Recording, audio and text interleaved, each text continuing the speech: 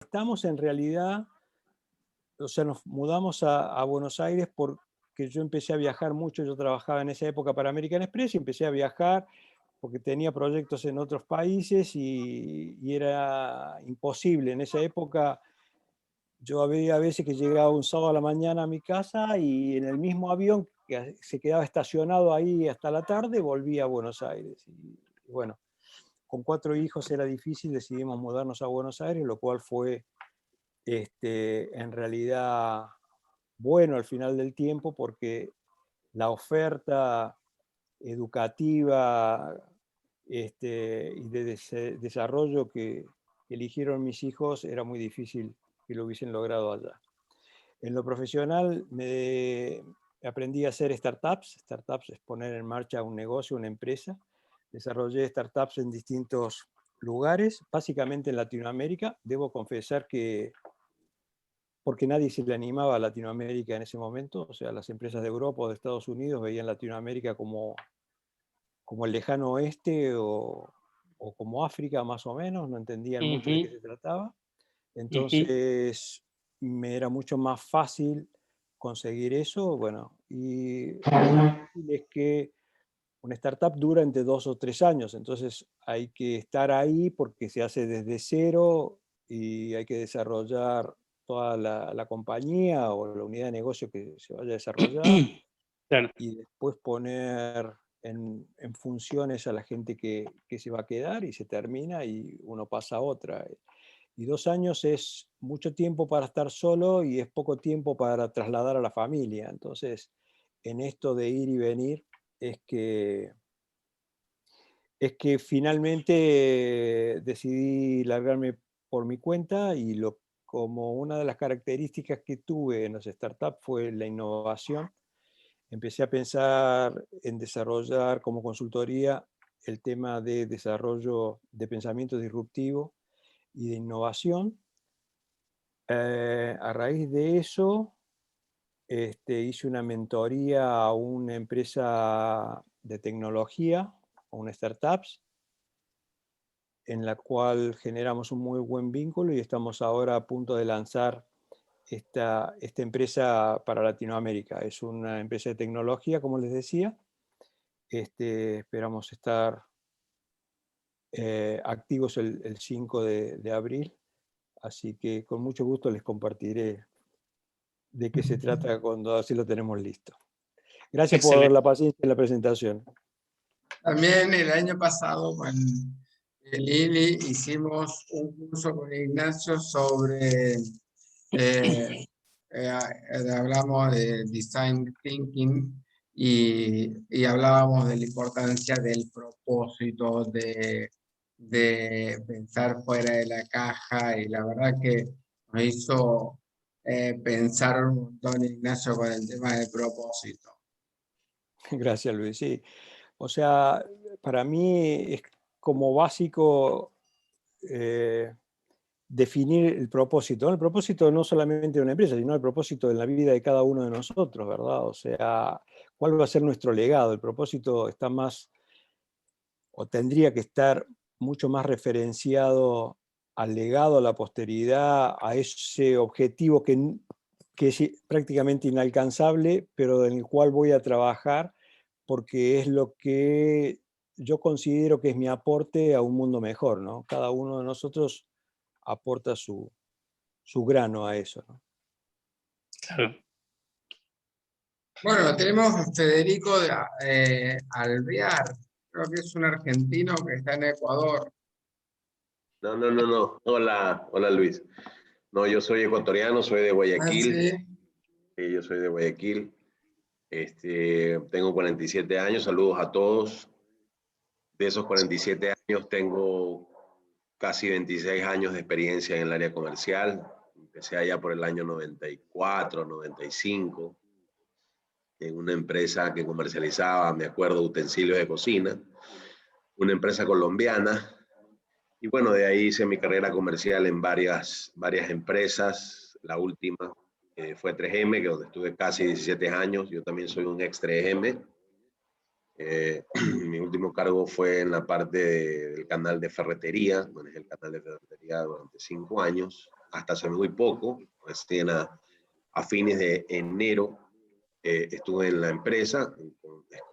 Cuando recién me conecté, y disculpen que a lo mejor se escucha un perrito aquí al lado que está parece que haciendo un concierto, pero como les comentaba, estuve hasta hace poco, hasta fines de enero.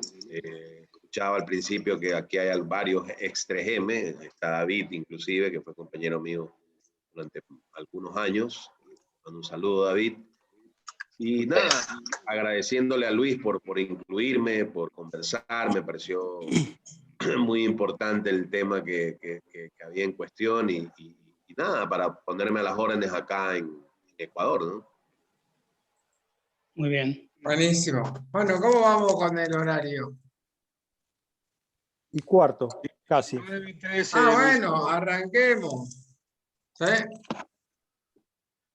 Bueno, pongo una presentación como para ver un poquito de qué es lo que vamos a ir hablando y empezamos a charlar. Bueno, la idea de este taller es que sea como un debate, como los que hacíamos en las viejas épocas cuando estaba en los talleros y entregábamos libros y en base a eso después discutíamos 1 hora o 1 hora y media acerca del libro. Bueno, para los que no me conocen, mi nombre es Luis Quintero, bueno, ya saben todo eso. Hago coaching de ventas y todo lo que vengo haciendo acerca de que es mi formación dando cursos acerca de 3M, mis clientes que tuve y también, bueno, he dado entrenamientos. Eso es un placer. Bueno, el propósito mío es ayudar a potenciar los resultados del equipo de ventas utilizando herramientas que le permitan lograr la efectividad esperada y bueno, trato de que cuando hago eso, toda la habilidad que yo tengo en transmitir mi conocimiento sea lo mejor posible para que ese equipo, en lo que es las habilidades de venta, hagan lo mejor que se pueda. No me encargo de los números, pero sí de las habilidades. Bueno, y tengo un programa de certificación de entrenamiento de vendedores y un programa de certificación para gerentes. Y también hago coachings 1-a-1. Entonces, cuando empecé a preguntarme qué cosas serían tendencias en el 2021, fueron que las reuniones de ventas virtuales tendrían una presencia mucho mayor, también que las encuestas rápidas de prospecto iban a tomar relevancia, la importancia de los chatbots. Veremos que las empresas se alejan de las presentaciones presenciales, que este foto tenemos uno que también tuvo bastantes votos y establecer una buena relación y relaciones auténticas serán aún más importantes. Trabajar expectativas con los OKRs y los dashboards serán importantes para que el equipo trabaje de una manera en forma conjunta siendo remoto y que la empatía va a ser la clave. La empatía será la clave y las reuniones de ventas virtuales fueron los temas más votados. Así que lo ven acá, la encuesta dio este resultado y las reuniones de ventas virtuales. Así que vamos a hablar de esos dos temas. Y bueno, cuando el año pasado la verdad que todas la pasamos muy mal, no hace falta que hablemos de eso. Entonces la idea ahora es hablar por qué las empresas tienen que ser aún más empáticas con los problemas de sus clientes, con las preocupaciones y cómo van a ir cambiando y adaptándose a este nuevo escenario. Así que bueno, lo que voy a hacer ahora, voy a dejar de compartir esto. También les puedo presentar importancia del Zoom para vender, tendrá una mayor presencia de la que teníamos hasta hace poco, hasta el 2019. Pero bueno, HubSpot es un SRM y Dan Tyer es su presidente y está diciendo que esto se lo venía a venir hace rato. Así que bueno, y establecer una buena relación y relaciones auténticas serán aún más importantes. Así que bueno, vamos a empezar a charlar acerca de... Y la primera pregunta es, ¿por qué hoy la empatía sería tan importante de acuerdo a sus experiencias para cada uno de ustedes? ¿Empiezo? Sí. Sí, ningún problema. Ok. Yo creo que, o sea, coincido en que la pandemia aceleró todo lo que es el tratamiento virtual, básicamente por necesidad. Esto nos facilita el tratamiento a distancia, etcétera, etcétera, nos agiliza. Yo hoy he tenido fácil 5 reuniones y si hubiese tenido que trasladarme de una a otra, en 2 hubiese sido imposible porque están en otro lado. Pero las mismas 3 de acá tendría que haber viajado de un lugar a otro. Esto que yo lo veo como una facilidad, también me da la impresión que las reuniones achican o acotan el margen de error. O sea, en la venta consultiva existía una capacidad de lectura, si se quiere, todos son gente de ventas acá, entonces van a entender lo que digo, o sea, hay un lenguaje gestual que uno con determinada experiencia en ventas podía manejar. Uno podía cometer errores en la entrevista y ahora esos errores no tienen lugar. Es muy diferente a cómo se van dando las cosas. Entonces, yo lo que noto es que la empatía surge como una necesidad a poder reemplazar la lectura de eso que antes lo entendíamos estando frente a frente y hoy necesitamos entenderlo de una manera distinta. No sé, siempre hicimos un análisis previo antes de ir a un cliente, siempre conocimos su empresa antes de ir, estudiamos y demás. Hoy tenemos muchas más herramientas para hacer eso. Pero también es cierto que hoy en un desarrollo de ventas nosotros nos preocupamos más por entender quién es la persona que tengo al frente más allá de su empresa.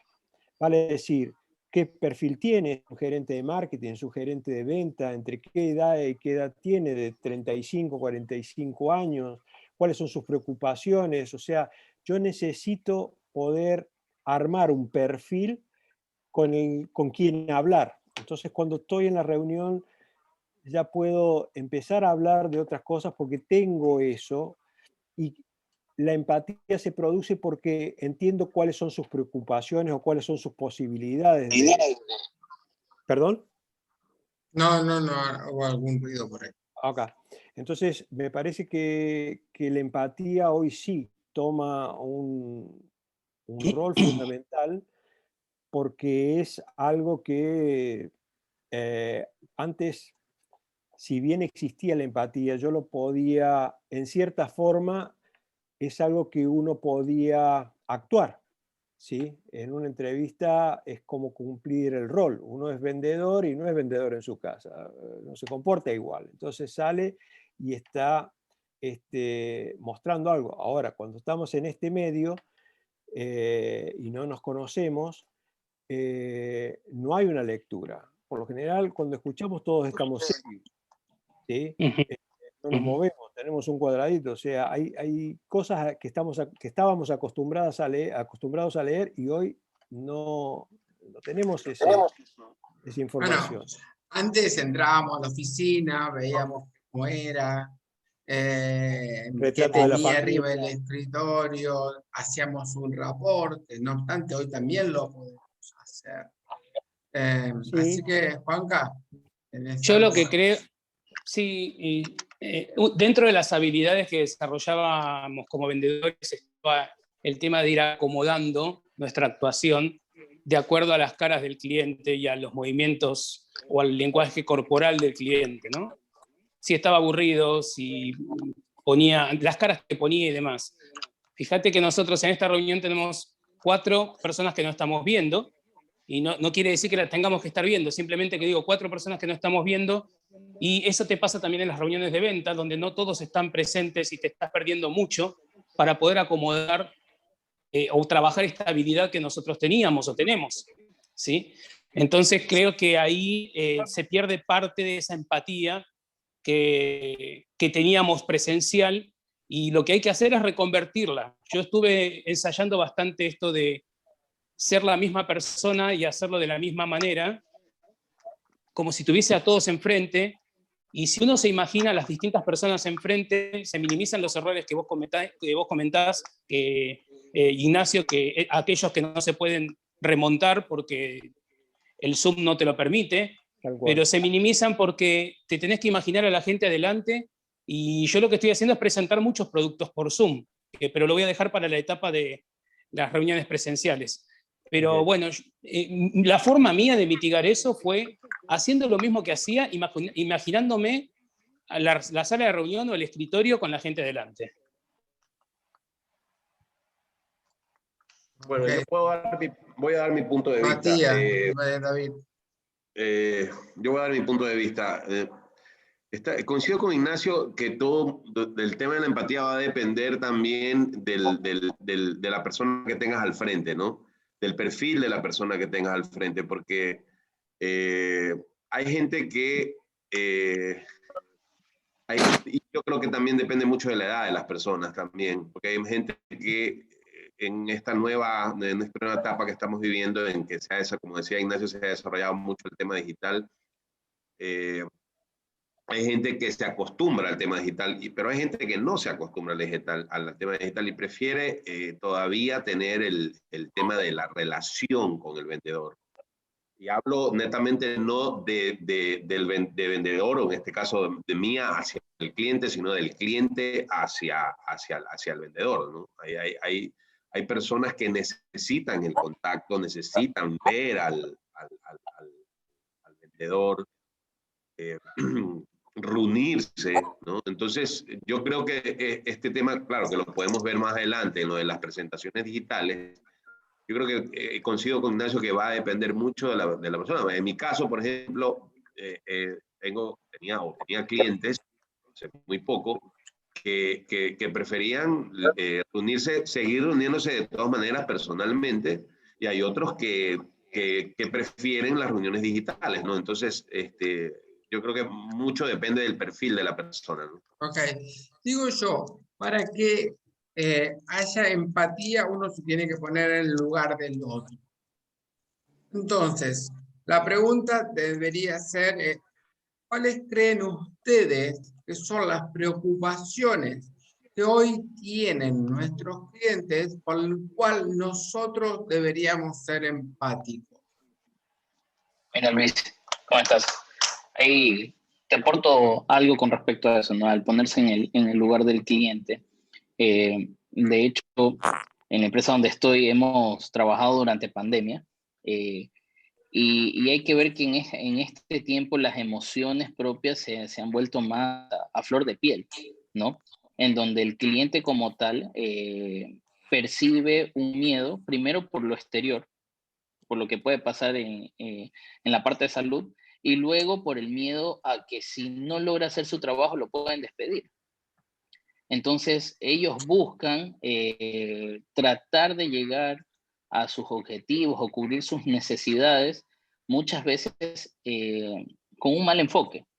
Y ahí es donde nosotros entramos y tenemos que tener una escucha activa muy, muy fina para poder entender la necesidad que ellos buscan, porque con el afán de poder justificar sus puestos o para cuidarlos propiamente, a veces no muestran esa empatía o esa apertura que uno necesita para poder llegar a ese.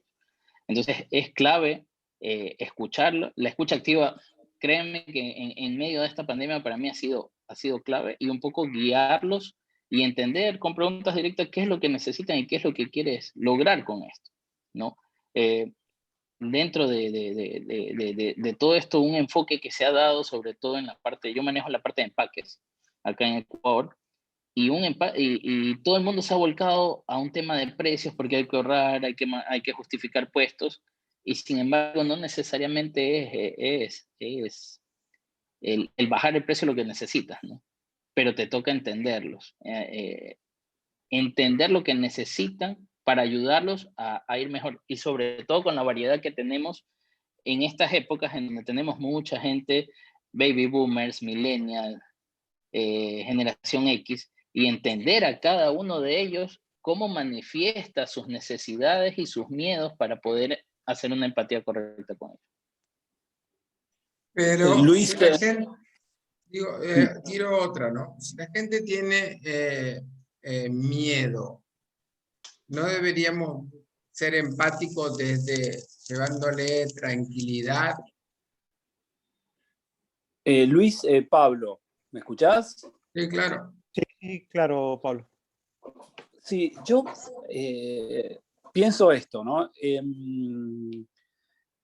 Primero que es increíble porque todos estamos hablando en pasado como si fuera algo que pasó y que no va a volver, ¿no? Cuando hablamos de presencialidad, cuando hablamos de una visita cara a cara, un contacto directo, ¿no? Y yo creo que en venta, el tipo de venta que nosotros hacemos, o de la que sabemos que es esa venta de proceso mediano, largo, que se constituye de distintos tipos de encuentros, ahí es donde yo veo que está muy bien cuando hablamos de una etapa transaccional, un intercambio de datos, ¿no? Y esa es la parte de la técnica, pero la venta es arte y ciencia, es arte y técnica. Y en la parte del arte es donde nos vemos más limitados, ¿no? Cuando nuestro campo de acción se ve más restringido. Es decir, venta es comunicación y eso es mirarse a los ojos, eso es observar un entorno, eso es explorar el contenido o el carácter que puede tener informal esa reunión. Y ahí es donde yo me pregunto si realmente uno puede ser suficientemente empático cuando el interlocutor del otro lado, no todos, ¿no? Pero una parte o alguno de ellos hacen un arte del ocultamiento, ¿no? No encienden la cámara, cambian el fondo para que no sea el fondo real, están desde sus casas, lo cual muchas veces al final del día estamos hablando de un lugar que no es el lugar de trabajo, ¿no? A mí me gustaba siempre que entraba a una oficina, mirar que no hubiera productos de la competencia, que podía ser, o un almanaque, o bueno, como se usaban, o un certificado de un entrenamiento, o también está el tema este de, bueno, camino junto con él hasta el ingreso, me vino a buscar a la guardia.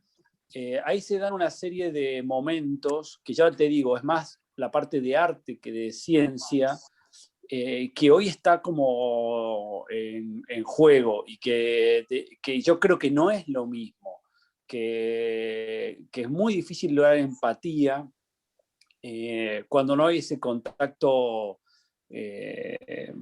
directo, real.